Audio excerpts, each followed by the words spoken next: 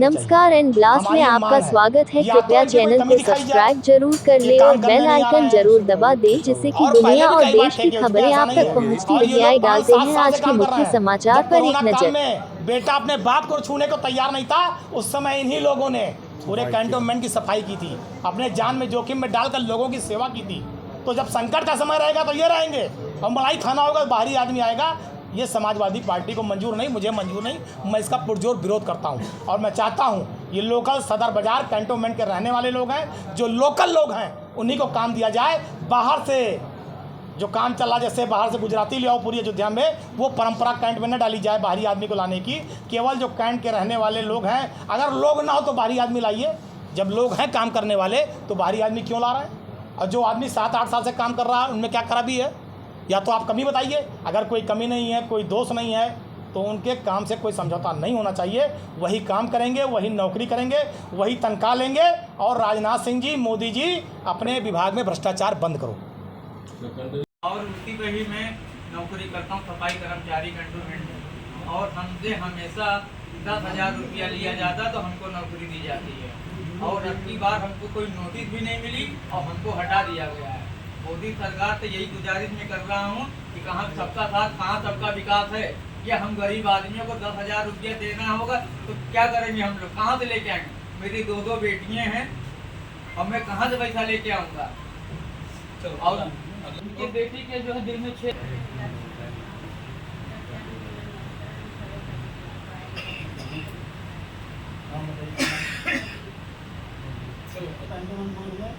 सफाई कर्मचारी का। और अचानक तक सुबह में जब ड्यूटी पहुँचे 5:30 बजे, तो पता चला कि वहाँ पे सफाई का करते काम का हाजिर देने के बाद उसके आधे घंटे बाद फोन आया कि नहीं 15 मिनट वापस आ जाओ और आप लोग को निकाला जाएगा। बताओ पैसा मांगा हो रहा हम लोग काम कर रहे थे, इसमें थे 93 लोग परमानेंट थे, 5 डिलीवर थे और अचानक सबको हटा दिया गया। 23 लोगों को रखा गया है। तुम लोगों का पीएफ कटता है, 2 महीने से नहीं कर दिया। 2 महीने से नहीं, 2 महीने से कैंट बोर्ड 2 महीने नहीं। चलिए मैं बहुत लोग देख रहे हैं ब्लास्ट। हमारे साथ कुछ लोग हैं जो कि कैंटोनमेंट बोर्ड में काम करते थे, सफाई कर्मचारी का। इन लोगों को वहाँ से क्यों निकाला गया, किस लिए निकाला गया, आइए इनसे बात करते हैं। भाई साहब, आप जो है वहाँ पे काम कर रहे थे, कितने दिन से काम कर रहे थे और आपको क्यों निकाला गया? सर, हम लोग 3 साल से काम कर रहे हैं और उसी की जगह के मूल निवासी हैं हम लोग। मेरा नाम अरविंद निसार उर्फ छट्टी मल्ला है और सफाई कर्मचारी के पद पे हम लोग वहाँ काम कर रहे थे ठेकेदार के थ्रू से। जब भी ठेका होता है तो एक बार हम लोग ने 10,000 रुपये दे के हो गए, ठीक है। फिर दोबारा ठेका हुआ, फिर उसके बाद हमसे नहीं पैसा लिया गया। अब की ठेका हुआ तो हमको बताया भी नहीं गया और हमको बिना कोई नोटिस दिए हुए निकाल दिया गया। और इसके बाद में नए लोगों को बाहर के जो कहीं रिदौली के हैं, नवाबगंज के हैं, कहाँ के लोग आके नौकरी कर रहे हैं और हम सदर बाज़ार के लोग ही के नहीं कर रहे हैं। जो कि रूल बुक में लिखा हुआ है कि 20% लोग बाहरी आदमी काम करेंगे, बाकी लोग वहीं के ही लोग काम करेंगे। और हमें पूरे 70 से 80 लोगों को हटा दिया गया वहाँ से बिना कुछ बताए हुए। और पूछा गया तो बताया कि ठेकेदार अपना आदमी रख रहा है। ठेकेदार अपना आदमी रख रहा है, वही चीज़ पहले भी होता था। कोई भी ठेका लेता था, आप देख लीजिए उठा के पूरा बार डाटा, जो भी ठेका लेता था वो यही चीज़ वही लोगों को रिन्यूअल कर देता था। वहीं पे आधार पे हम लोग काम करते थे। पर अब की हम लोग तो कुछ भी नहीं पूछा गया। हाजिरी लगी हम लोग की, हाजिरी के बाद हम लोग ड्यूटी पे भी चले गए। ड्यूटी के बाद हमको बुला लिया गया और बोला भैया आप लोग अपने अपने घर जाइए। कुछ भी नहीं बता। और नए लोग काम कर रहे हैं, आप नहीं हैं तो कल आइए घटनास्थल पर आप जाँच कर लीजिए, पूरी पड़ताल कर लीजिए। और यही मैं आप सरकार से पूछना चाहता हूँ, कहाँ है योगी सरकार, कहाँ है मोदी सरकार? यही सबका साथ सबका विकास है। हम गरीब आदमी हैं, 10,000 रुपये हमारी नौकरी है और रेंट में 2,000 रुपये किराया लेके मैं रहता हूँ। मेरे पास घर नहीं है, सदर बाज़ार में झोपड़ी नहीं है, सदर बाज़ार में झोपड़ी नहीं, वहाँ किराए में मकान लेके ही रहना पड़ता है, जैसे हर आदमी लेके रहता है। और मेरी 2 बेटी हैं, एक बेटी मेरी 3 साल की है, एक बेटी मेरी 1 साल की है। अब बताइए मेरा घर कैसे चलेगा? आप बताइए। और आप लोग मेरी बात कोई रखिए मोदी सरकार से, मुझे किसी से कोई दिक्कत नहीं है। और मैं कोई नेता नगरी का आदमी नहीं हूँ। मुझको जितना बोलना आ रहा मैं बोल रहा हूँ, खुल के बोल रहा हूँ। ये मोदी सरकार से मैं बोल रहा हूँ, यही आपका साथ सबका विकास है, योगी जी का यही है। और यही मैं इतना भी जानता हूँ, अगर यहाँ से लल्लू सिंह हारे हैं तो यही कारण था, नहीं तो जीतते हैं।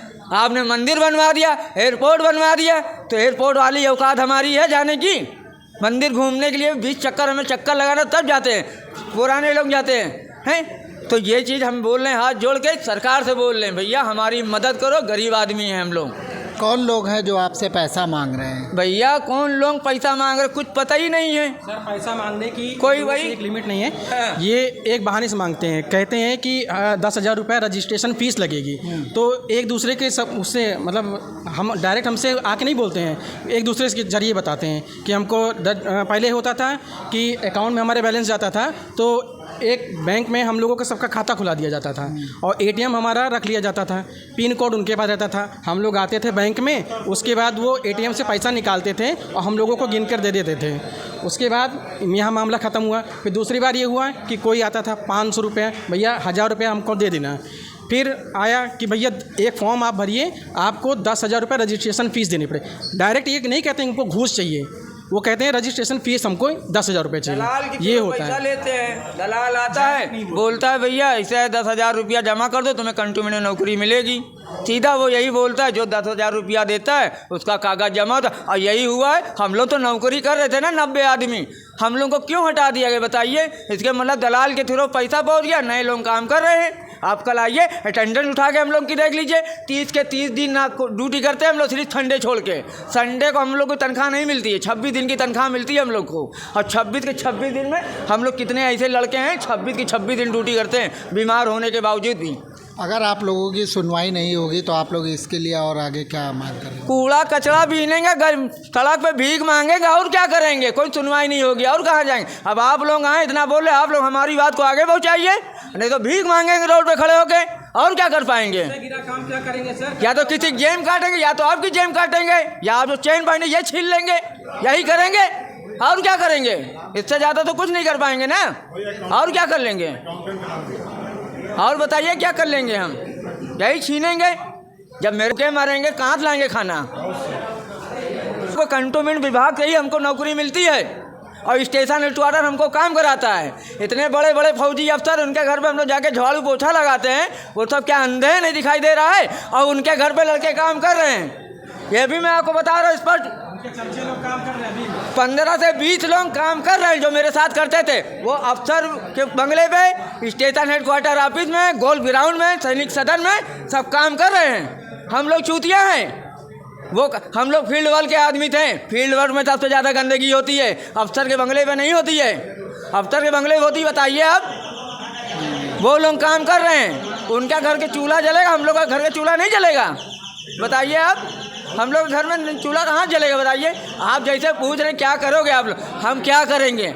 या तो अपना सर को फोड़ लिए भी जाए बाहर, अपना सर फोड़ लें, या तो चले भीख मांगी, या तो बस छीनी उनी हम, यही करिए। या तो फिर कहो हमें, या सरकार से गुजारिश है, यही हाथ जोड़ के बोल रहे हैं। अरविंद निताब छट्टी मल्ला।